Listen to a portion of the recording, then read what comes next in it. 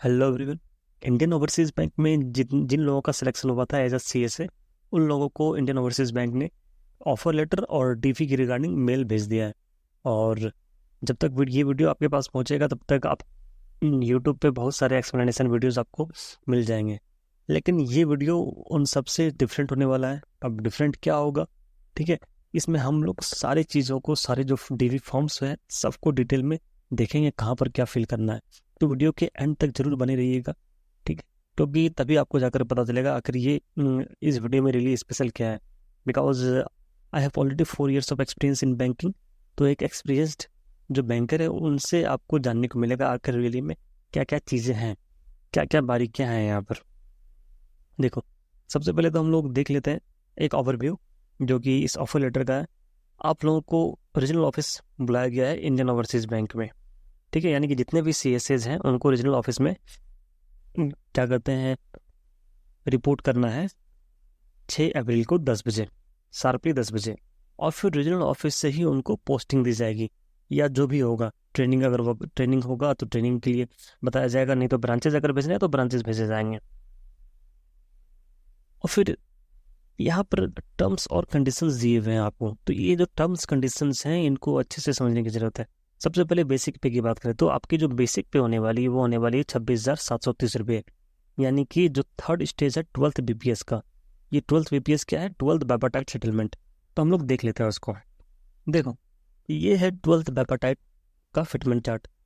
12th bipartite settlement में जो clerical की जो इनिशियल बेसिक पे दिया हुआ है वो है 24,050 रुपये। लेकिन आपको जो बेसिक पे दिया जा रहा है वो है 26,730 रुपये। ऐसा इसलिए क्योंकि जितने भी क्लरिकल रिक्रूट होते हैं बैंक्स में उनको दो जो इंक्रीमेंट है, यानी कि एक इंक्रीमेंट ये, एक इंक्रीमेंट ये, दो एडवांस इंक्रीमेंट मिलता है ड्यू टू ग्रेजुएशन।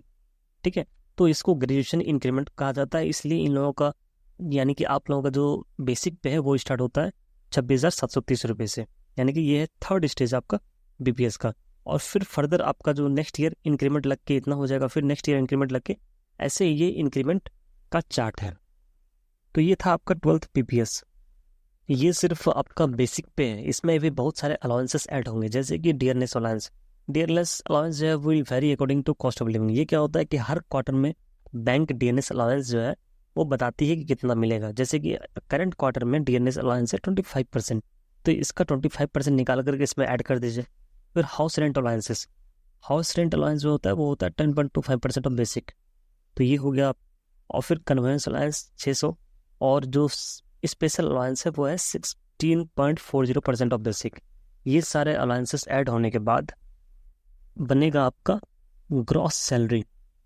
ठीक है, और ये जो ग्रॉस सैलरी है ये आपका अराउंड 48K के आसपास बनेगा। तो यानी कि इन हैंड जो आपको मिलने वाला है वो 45K के अराउंड मिलने वाला है। ठीक है, वेरी भी कर सकता है एज पर प्लेस ऑफ पोस्टिंग। अब बात करते हैं कि जो टीवी के समय आपको जब जाना है तो वहाँ पर ले जाना क्या क्या है। तो ये तो सिंपल है कि 5 फोटो चाहिए, और जितने भी मार्कशीट्स हैं आपके, जितने भी एजुकेशनल क्वालिफिकेशन सर्टिफिकेट्स हैं, आपका मार्कशीट्स, ठीक है, सबके फोटो कॉपीज लेकर के आपको जाने हैं। ठीक है, और यहाँ पर डिग्री की बात की गई है तो बहुत लोगों को कन्फ्यूजन होगा कि उनके पास अभी डिग्री नहीं है, प्रोविजनल है, तो प्रोविजनल से अभी काम चल जाएगा, लेकिन अगर समय है तो डिग्री निकलवा सकते हैं। फिर जो पॉइंट नंबर सी है, यहाँ पर लिखा है कि ओरिजिनल ट्रांसफर सर्टिफिकेट, एचएससी या SSC certificate in proof of your date of birth. ठीक है, तो इसमें क्या है कि कोई ऐसा जरूरी नहीं कि ट्रांसफर सर्टिफिकेट होना चाहिए आपके पास। सिंपली जो 10th का जो मार्कशीट है वही आपके डेट ऑफ बर्थ प्रूफ की तरह काम करता है। ठीक है, और इन्होंने बताया कि जो 1 अगस्त 2025 के समय 25 में आपका 20 साल कम से कम होना चाहिए और मैक्सिमम 28 years होना चाहिए। ठीक है, और एज रिलैक्सेशन जिसको जितना मिलता है उस हिसाब से यहाँ पर आप देख लीजिएगा। तो जरूरी नहीं है कि ट्रांसफर सर्टिफिकेट होना चाहिए। और 2 करेक्टर सर्टिफिकेट इन्होंने मांगा है, तो करेक्टर सर्टिफिकेट आप किसी भी गैजेटेड ऑफिसर से निकलवा लीजिएगा, या नहीं तो किसी बैंक मैनेजर से ले लीजिएगा। आप इंडियन ओवरसीज बैंक में जा करके वहाँ के मैनेजर से भी आप ले सकते हैं। फिर है certificate of medical fitness from the registered medical practitioner. जो मेडिकल फिटनेस सर्टिफिकेट आपको बनवाना है वो सिविल असिस्टेंट सर्जन, इसने उल्टा लिख दिया है, हाँ होता है असिस्टेंट सिविल सर्जन। ठीक है, यानी कि असिस्टेंट सिविल सर्जन के रैंक का जो मेडिकल ऑफिसर होगा उनसे निकल बनवाना है, नहीं तो उससे एबव रैंक वाले मेडिकल ऑफिसर से बनवाना है। तो सबसे पहले हम लोग मेडिकल फिटनेस सर्टिफिकेट देख लेते हैं।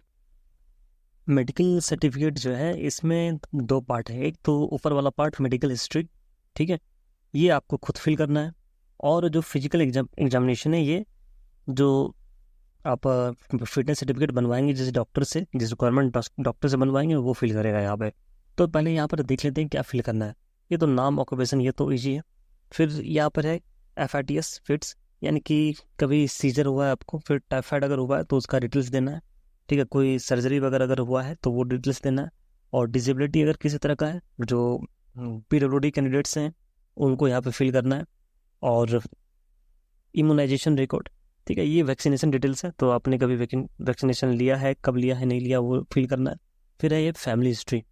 फैमिली हिस्ट्री मतलब कि आपके परिवार में, यानी कि आपके मदर या फादर को कभी परिवार में किसी को TB हुआ है तो यहाँ पर लिखना है, डायबिटीज़ है तो लिखना है, इंसैनिटी मतलब किसी तरह का अगर मानसिक बीमारी है तो लिखना है, और साइन करना है यहाँ पर। और ये जो पार्ट है ये डॉक्टर फिल करेंगे, आपको यहाँ पे कुछ भी फिल करने की जरूरत नहीं है, ठीक है। तो ये आपको एज इट इज लेकर के जाना है। और जो मेडिकल ऑफिसर होंगे वो असिस्टेंट सिविल सर्जन के रैंक से नीचे के मेडिकल ऑफिसर नहीं होना चाहिए। पॉइंट नंबर F की बात करें तो इसमें यहाँ पे SC/ST सर्टिफिकेट या OBC सर्टिफिकेट के बारे में इन्होंने दिया हुआ है, ठीक है। तो ये बोल रहे हैं कि फॉर्मेट यहाँ पे अटैच किया हुआ है, तो बहुत लोगों को कन्फ्यूजन होगा कि क्या जिस फॉर्मेट को यहाँ पे भेजा है इंडियन ओवरसीज बैंक ने उसी फॉर्मेट में देना है क्या। तो आंसर है नहीं, जरूरी नहीं कि उसी फॉर्मेट में ले जाना है।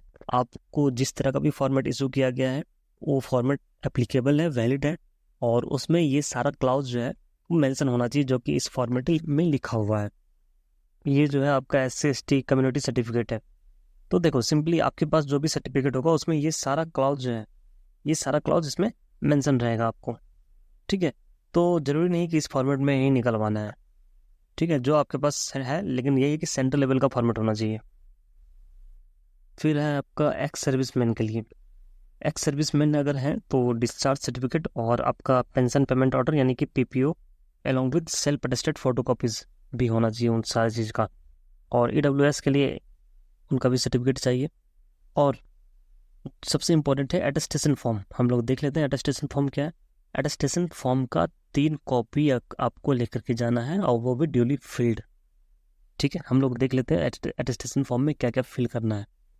ये है अटेस्टेशन फॉर्म, और यहाँ पे ब्लॉक लेटर्स में आपको लिखना है जैसे कि मैंने लिखा है, और आपका प्रेजेंट एड्रेस। फिर यहाँ पे आपका home address, complete address home का लिखना है। विलेज हो गया, आपका पुलिस स्टेशन, आपका district, house number, street, roads, सब कुछ यहाँ पर लिखना है आपको। और ये इम्पोर्टेंट इसलिए है अटेस्टेशन फॉर्म क्योंकि जब बैंक आपका बैकग्राउंड वेरिफिकेशन करवाती है तो इसका कॉपी जो है आपके नियरेस्ट पुलिस हेडक्वार्टर में भेजती है, ठीक है।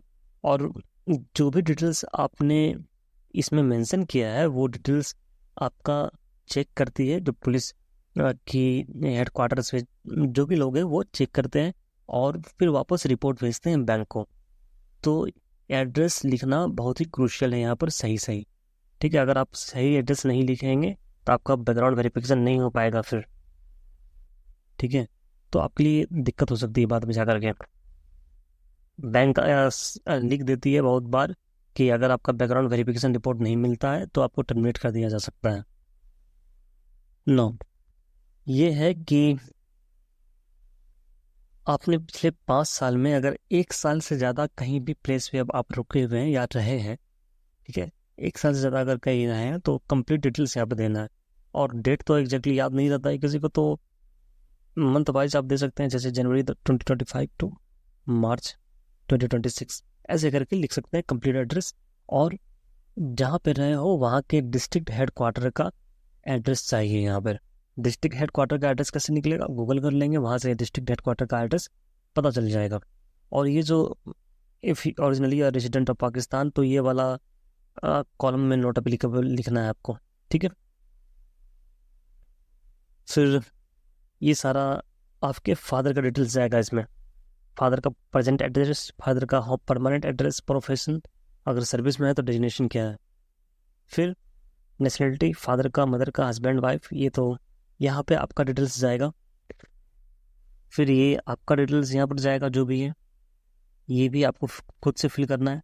और ये इम्पोर्टेंट है कि 15 साल की एज से, यानी कि जब आपका उम्र 15 साल था तब से लेके आपने जितना भी एजुकेशनल क्वालिफिकेशन अटेन किया है, वो सारे एजुकेशनल क्वालिफिकेशन का आपको डिटेल्स यहाँ पर देना है। ठीक है, कौन से स्कूल में गए, कौन से कॉलेज में पढ़े, कब इंटर किए, कब लीव किए, कौन सा एग्ज़ाम पास किए, वो सारा कुछ यहाँ पर लिखना है। जैसे कि सपोज आप XYZ स्कूल गए, और वो स्कूल गए आप 2016 में, और आपने लीव किया 2000 सपोज 17 में, और आपने मैट्रिक का एग्ज़ाम दिया था, तो यहाँ पे लिख सकते हैं मैट्रिकुलेशन।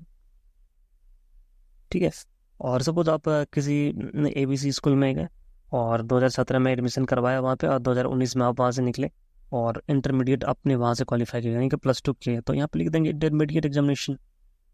तो सिंपली इतना सा करना है। और ये है कि अगर आप प्रीवियसली कहीं एम्प्लॉयड थे तो यहाँ पे कंप्लीट आपको एड्रेस देना है, कौन से पोस्ट पे थे, किस तरह का काम था, कब से कब तक थे, full address of the office, और रीजन देना है कि आपने सर्विस क्यों छोड़ा पहले वाला।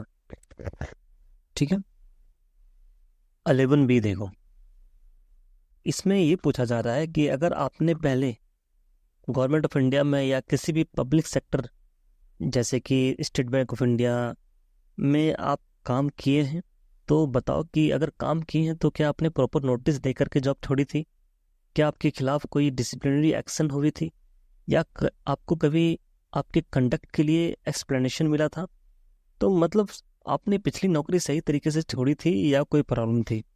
तो अगर देखो, अगर इसमें आप कोई जॉब नहीं कर रहे तो सिंपली यहाँ पर लिख देना नॉट एप्लीकेबल।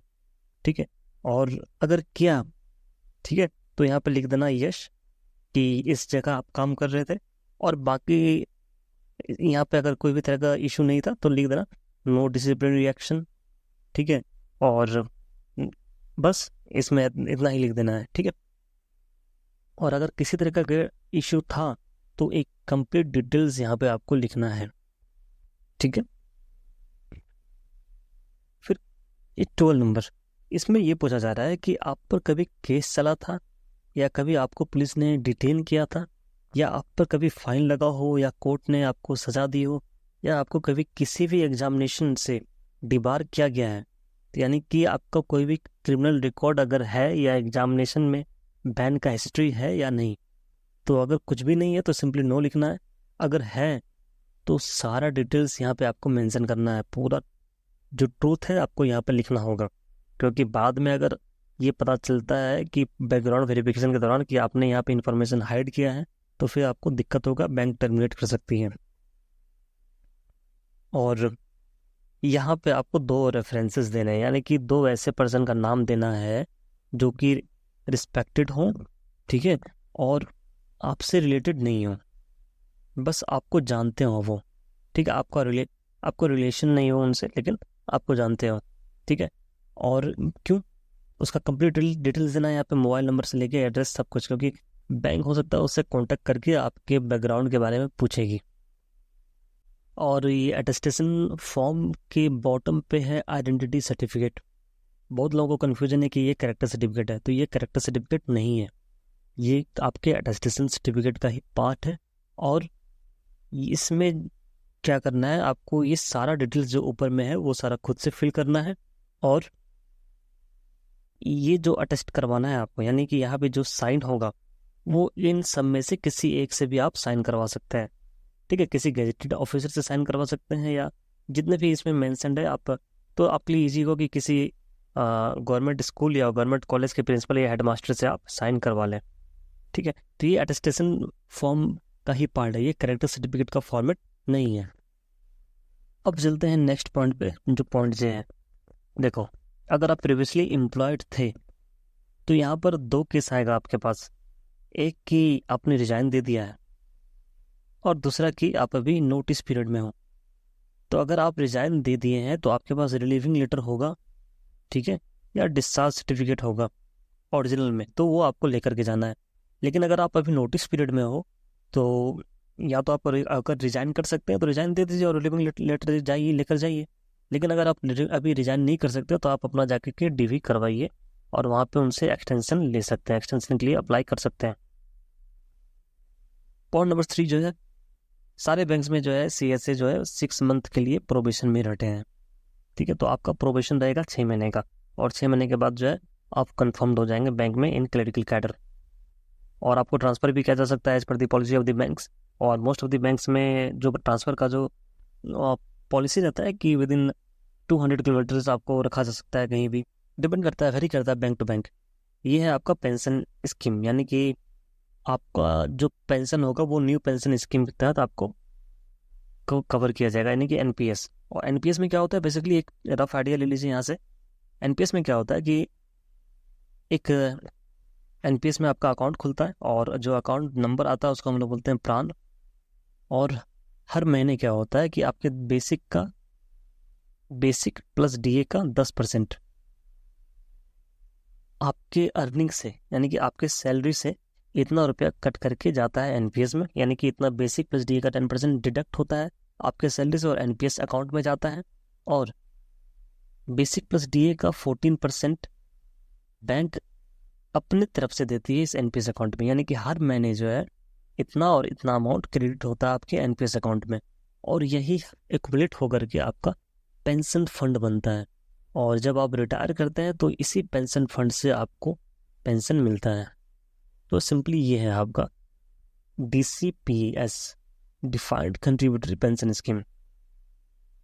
और जो फिजिकली चैलेंज्ड हैं उनको PWD सर्टिफिकेट लेकर के जाना हो। Point number 7, asset and liabilities. जो एसेट एंड लायबिलिटीज फॉर्म है इसमें बहुत कन्फ्यूजन है, तो अब हम लोग देखते हैं कि कैसे फिल करना है एसेट एंड लायबिलिटीज फॉर्म को। ये है आपका एसेट एंड लायबिलिटी फॉर्म, और देखो यहाँ पर नाम तो लिख देना है, लेकिन ये कॉलम अभी आपको एम्प्टी रखना है। ये वाला जो पार्ट है, सॉरी रो है ये, तो इस पार्ट को अभी आपको एम्प्टी रखना है, क्योंकि अभी आप किसी भी डेजिग्नेशन को हेल्ड नहीं कर रहे हो जब आप DV करवाने जा रहे हो तो। ठीक है, इसलिए यहाँ पे लिखा हुआ है in case of first appointment please indicate the date of appointment. तो यानी आपका DV 6 तारीख को है तो 6 तारीख का यहाँ पे डेट लिख देना है। फिर ये जो नोट लिखा हुआ है, ये नोट में सिर्फ इतना लिखा हुआ है कि इसमें आप डिक्लेयर ये कर रहे हो कि आपने जो भी इंफॉर्मेशन दी है वो आपके नॉलेज के हिसाब से सही है, और यह जो है लोकपाल और लोकायुक्त एक्ट 2013 के तहत दी गई है, मतलब कि आप झूठ नहीं बोल रहे हो। और सबसे इम्पोर्टेंट ये है कि इसमें आपको अपनी प्रॉपर्टी, अपनी स्पाउस और अपने डिपेंडेंट बच्चों की, ठीक है, और आपकी लाइबिलिटीज, अपने स्पाउस या बच्चों की भी लाइबिलिटीज, अब यानी कि आपको पूरे परिवार के डिपेंडेंट की फाइनेंशियल डिटेल्स देनी हो, डिपेंडेंट की डिटेल्स देनी है। ठीक है, तो अब हम लोग देखते हैं इसमें एग्जैक्टली क्या क्या फिल करना है। सबसे पहले है आपका फॉर्म 1। फॉर्म 1 में आपको अपना नाम यहाँ पे लिखना है। अगर मैरिड है तो यहाँ पे नाम लिखना है अपनी वाइफ का या हस्बैंड का, otherwise not applicable, not applicable. ठीक है, और अगर मैरिड है तो यहाँ पे लिख दिया, और डिपेंडेंट है अगर आपका कोई, यानी कि आपके सन्स है या डॉटर हैं जो खुद अर्न नहीं कर रहे हैं, तो उनका यहाँ पे जिक्र करना है। अगर आपके जो डिपेंडेंट है, वो डिपेंडेंट का मतलब होता है कि वो खुद अर्न नहीं कर रहे हैं, अब वो आप पे डिपेंड है। ठीक है, और यहाँ पे लिखना है पब्लिक पोजीशन उनका, और ये है whether return filed by him या हर सेपरेटली, यानी कि अगर आप सपोज आपका यहाँ पे है, ठीक है, आप मैरिड नहीं है सपोज, तो इसमें सिंपली यहाँ पे लिख देना है यस। ठीक है, अगर आप मैरिड हैं, आपकी स्पाउस भी किसी गवर्नमेंट जॉब में है, और तो हर गवर्नमेंट ऑफिसर को एसेट लायबिलिटी फॉर्म देना होता है, तो यहाँ पे लिखना होगा यस, अदरवाइज नॉट एप्लीकेबल लिख देना है। ठीक है, तो फिर अब हम आगे चलते हैं यहाँ पर फॉर्म 2।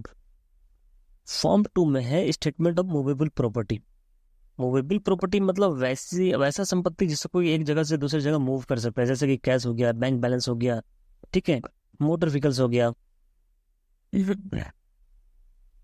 तो यहाँ पे आपका बैंक बैलेंस, इंश्योरेंस, ये जो है शेयर म्यूचुअल फंड अगर है या किसी पेंशन स्कीम में आपने इन्वेस्टमेंट कर रखा है तो वो लिखना है। ठीक है, और यहाँ ये है लोन का सेक्शन, यानी कि आपने किसी को लोन दिया है या नहीं दिया है। ठीक है, किसी फर्म को अगर लोन दिया है आपने या किसी कंपनी को दिया है, और लोन कितना का होना चाहिए, अगर 1 लाख से अगर ज़्यादा का लोन है, अगर 1 लाख से ज़्यादा का लोन अगर आपने किसी को दिया है या वैसा लोन जो कि आपके 2 महीने के बेसिक पे से 2 महीने के बेसिक पे से ज़्यादा है, यानी कि आपका बेसिक पे है 26,000 अभी, यानी कि 52,000 से ज़्यादा अगर लोन आपने किसी को दिया है, ठीक है, जिसका बेसिक पे अगर ज़्यादा होगा उसके लिए अलग केस होगा। अभी आपका बेसिक पे 26,000 है तो 52,000 रुपया सपोज पकड़ लो। तो 52,000 से ज़्यादा अगर आपने किसी को लोन दिया है तो यहाँ पर जिक्र करना है, मेंशन करना है उसका, ठीक है। फिर मोटर व्हीकल्स, अगर आपके पास आपके नाम पर अगर कोई व्हीकल है तो यहाँ पे make, registration number, year of purchase और कितना अमाउंट आपने पे किया था वो सारा यहाँ पे लिखना है। अगर आप अपने नाम पर कोई ज्वेलरी होल्ड कर रहे हो तो ये अप्रोक्सीमेट वेट देना है, ठीक है। सपोज 10 ग्राम आगे पीछे वो चलेगा, ठीक है, अप्रोक्सीमेट वेट देना है आपको। गोल्ड कितना हेल्ड कर रहा है, सिल्वर कितना है, ठीक है। फिर फर्नीचर, फिक्चर्स एंड पेंटिंग्स अगर कुछ भी है तो आपको यहाँ पे लिखना है यहाँ पर, ठीक है। और इसमें भी क्लॉज ये दिया हुआ है कि अगर ये सब का करंट वैल्यू अगर 1 लाख या आपके 2 महीने के बेसिक पे से ज़्यादा, यानी कि 56,000 से 52,000 से ज़्यादा है तो तभी यहाँ पर जिक्र करना है, अदरवाइज जिक्र नहीं करना है। फिर फॉर्म नंबर 3 पे आते हैं। यहाँ पे आपको इमूवेबल प्रॉपर्टी का जिक्र करना है। हम लोग देख लेते हैं एक एक करके। सबसे पहला पॉइंट है यहाँ पे डिस्क्रिप्शन ऑफ प्रॉपर्टी, यानी कि आपकी जो प्रॉपर्टी है वो किस टाइप की है, जैसे कि एग्रीकल्चर लैंड है, प्लॉट है, कि हाउस है या फ्लैट है, शॉप है। तो सपोज शॉप है तो यहाँ पे शॉप लिखना है। फिर प्रिसाइज लोकेशन यहाँ पे देना है, यानी कि पूरा address, village, district, city, survey number, सब कुछ। फिर यहाँ पे लिखना है एरिया ऑफ लैंड, कितना एरिया ऑफ लैंड है, यानी कि सपोज 2 बीघा है या 1 एकड़ है, ठीक है। और फिर यहाँ पे लिखा हुआ है nature of land in case of landed property. तो वही आपको लिखना है कि किस तरह का लैंड है, एग्रीकल्चर लैंड है या वैकेंट लैंड है। और extent of interest, extent of interest मतलब कि आपका प्रॉपर्टी में कितना हिस्सा है। सपोज आप फुल ऑनर है, आपके नाम पे प्रॉपर्टी है तो यहाँ पे फुल ऑनर लिखना है। अगर आपका 50% हिस्सा है तो 50% लिख दीजिए यहाँ पर, ठीक है। अगर आपके फादर के साथ जॉइंटली है तो यहाँ पर लिख दीजिए जॉइंट विथ फादर। तो यहाँ पर ये ऐसे फिल करना है, ठीक है। अगर क्या कहते हैं प्रॉपर्टी आपके नाम पर नहीं है, ठीक है, अगर आपके नाम पर नहीं है तो किसके नाम पे है, अगर आपके स्पाउस के नाम पे है या आपके डिपेंडेंट के नाम पे है तभी यहाँ पे जिक्र करना है। मदर या फादर के नाम पे है तो जिक्र नहीं करना है यहाँ पे, क्योंकि ये आपके एसेट लायबिलिटी में नहीं आएगा, ठीक है। फिर डेट ऑफ एक्विजिशन, कब आपने प्रॉपर्टी खरीदी थी तो यहाँ पे लिख दीजिए जून 2021। कैसे प्रॉपर्टी खरीदी थी, आपने परचेज की थी या आपको किसी ने गिफ्ट दिया या आपने इनहेरिट किया प्रॉपर्टी को, ठीक है। फिर वैल्यू ऑफ प्रॉपर्टी, यानी कि खरीदते समय प्रॉपर्टी की वैल्यू कितनी थी। सपोज खरीदते समय प्रॉपर्टी की थी वैल्यू 20 लाख, और अभी कितनी है प्रॉपर्टी की वैल्यू, सपोज अभी है 30 लाख, 30 लाख दे दें। और जो प्रॉपर्टी है तो उससे एनुअल इनकम कितना आ रहा है, ठीक है। तो एनुअल इनकम अगर आ रहा है प्रॉपर्टी से तो यहाँ पे लिख दीजिए, यानी कि एनुअल इनकम मतलब कि अगर प्रॉपर्टी को आपने रेंट पे लगाया है तो आपको इनकम आएगी, रेंटल इनकम आएगी उससे, तो वहाँ पे आप लिखिएगा। अदरवाइज यहाँ पे लिख दीजिएगा नील। बाकी यहाँ पर कोई भी एक्स्ट्रा इंफॉर्मेशन नहीं है। और अगर तुम्हारे पास कोई भी प्रॉपर्टी नहीं है तो यहाँ से लेकर के यहाँ तक हर जगह या सिंपली ऐसे लिख दो नॉट एप्लीकेबल, और एक लंबा ऐसा ऐसे एरो बना दो, ठीक है। फिर जो नेक्स्ट फॉर्मेट है हमारा वो है फॉर्म 4। अब देखो फॉर्म 4 में क्या है, statement of debt and liabilities on first appointment, ठीक है। देखो इसमें क्या होता है, डेटर, सबसे पहला है डेटर। डेटर मतलब कि सेल्फ, स्पाउस और डिपेंडेंट जेंडर। देखो डेटर मतलब है कि लोन किसने लिया है, क्या आपने लिया है तो यहाँ पे सेल्फ लिखेंगे, क्या आपके स्पाउस ने लिया है, आपके हस्बैंड ने या आपके वाइफ ने लिया तो स्पाउस लिखेंगे, क्या आपने डिपेंडेंट चाइल्ड ने लिया है तो यहाँ पे लिखेंगे, ठीक है। तो डिपेंडेंट चाइल्ड पर टिक लगाएंगे, ठीक है। और name and address of creditor, loan कहाँ से लिया है, किससे लिया है। सपोज SBI से लिया है तो SBI गुवाहाटी लिख देंगे यहाँ पे, ठीक है। सपोज HDFC से लिया है तो HDFC पटना लिख देंगे यहाँ पर, ठीक है। फिर यह है नेचर ऑफ डेट, लोन किस टाइप का है। और अमाउंट, सपोज आपने होम लोन लिया है तो लिख देंगे होम लोन, अमाउंट लिख देंगे 8,50,000। सपोज आपने पर्सनल लोन लिया है तो लिख देंगे पर्सनल लोन, अमाउंट लिख देंगे 45,000 या कुछ भी। सपोज आपने क्रेडिट कार्ड लिया हुआ तो क्रेडिट कार्ड लिख देंगे, और क्रेडिट कार्ड में ड्यू अमाउंट जो है बस वही लिखना है, आपको क्रेडिट कार्ड का लिमिट नहीं लिखना है, ठीक है। और रिमार्क्स में आपको लिख देना है, अगर सपोज अगर होम लोन लिया तो लिख सकते हो कि EMI रनिंग है, ठीक है, या लोन टेकन इन 2023, कुछ भी लिख सकते हो यहाँ पे, ठीक है। और अगर आप पर कोई भी लोन नहीं है आपके नाम पर तो सिंपली लिख दो not applicable, not applicable, not applicable, सारे कॉलम्स पे, या नो लायबिलिटीज, सिंपल से, ठीक है। और सबसे इम्पोर्टेंट बात कि अगर लोन जो है वो आपकी 2 महीने की बेसिक सैलरी से कम है या 1 लाख से कम है, यानी कि 2 महीने की बेसिक सैलरी आपकी कितनी है, 52,000 रुपये या 1 लाख, अगर इतने से कम अमाउंट का लोन आपने लिया है तो यहाँ पे जिक्र नहीं करना है। तो क्रेडिट कार्ड का अगर आउटस्टैंडिंग 25,000 है तो यहाँ पे जिक्र नहीं करना है, सिंपल से बात है। यानी कि 1 लाख से कम का अगर लोन है तो यहाँ पे आपको जिक्र नहीं करना है, सिंपल से लिख देना है नोट अप्लीकेबल या नील या नो लायबिलिटीज,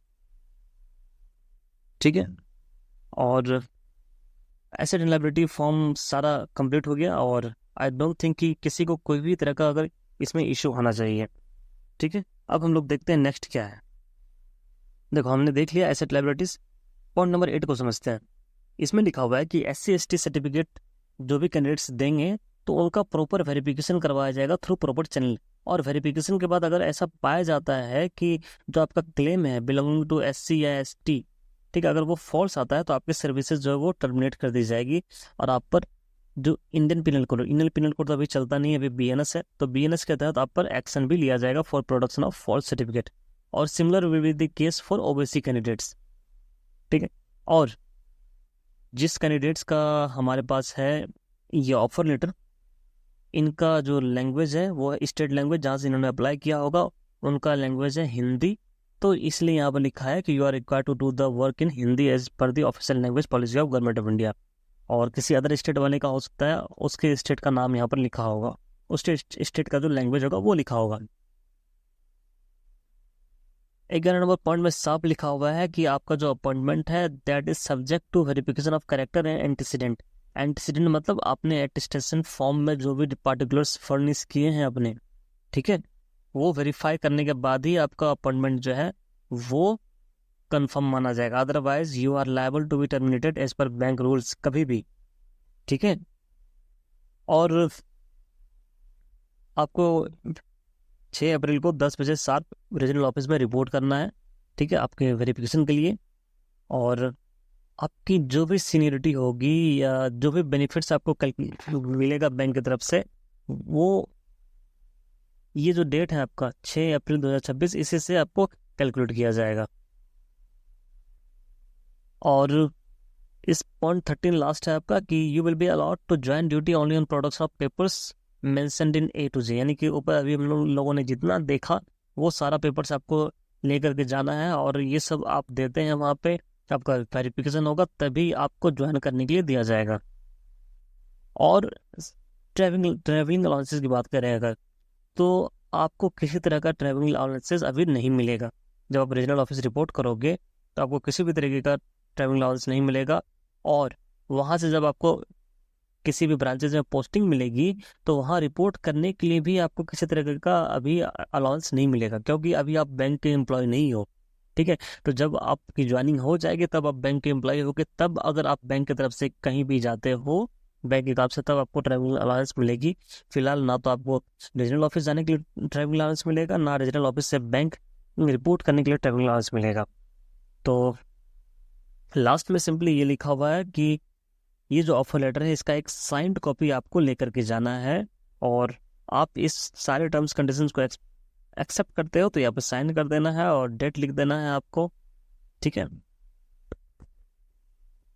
और फिर आपका है declaration of Fidelity and secrecy, यहाँ पे आपको अपना नाम लिखना है, ठीक है, और यहाँ पे आपका अपना पोस्ट लिखना है। सपोज आप CSA है तो CSA यहाँ पे लिखना है, ठीक है। और इसमें सिंपली ये लिखा हुआ है कि आप ये डिक्लेयर कर रहे हो कि आप बैंक की कोई भी इंफॉर्मेशन किसी भी अनऑथराइज्ड व्यक्ति को नहीं बताओगे, और ना ही आप किसी आउटसाइडर को कोई बैंक की फाइल्स या डॉक्यूमेंट्स या रिकॉर्ड्स देखने दोगे, ठीक है। यानी कि कस्टमर की जो इन्फॉर्मेशन है वो भी सीक्रेट है, वो भी आप किसी को लीक नहीं कर सकते। तो सिंपल एग्जाम्पल में अगर बोलें तो आप किसी फ्रेंड को किसी कस्टमर का अकाउंट इन्फॉर्मेशन नहीं दे सकते हैं। तो ये सारा इसमें लिखा हुआ है। ठीक है, तो अगर ये सब आप रूल तोड़ते हो तो आप पर कंसिक्वेंसेस होगा, डिसिप्लिनरी एक्शन लग सकता है, जॉब टर्मिनेशन हो सकता है, लीगल एक्शन भी हो सकता है आप पर। ठीक है, तो यहाँ पर आपको सिग्नेचर करना है डेजिग्नेशन में CSA, प्लेस, डेट। ठीक है, और ये आपको अटेस्ट भी करवाना है, इम्पोर्टेंट चीज़। तो आप वो मैनेजर से यहाँ पे अगर लिखा हुआ है तो आप क्या करें कि इंडियन ओवरसीज़ बैंक में जाएंगे।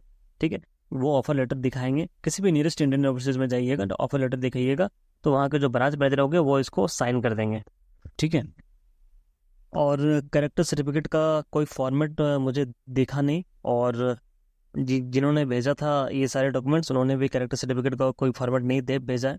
तो हो सकता है कैरेक्टर सर्टिफिकेट का कोई फॉर्मेट IOB ने नहीं दिया हो। अगर नहीं दिया हो तो आप किसी भी कैरेक्टर सर्टिफिकेट के फॉर्मेट पे कैरेक्टर सर्टिफिकेट बनवा सकते हो, मैं फॉर्मेट शेयर कर दूंगा।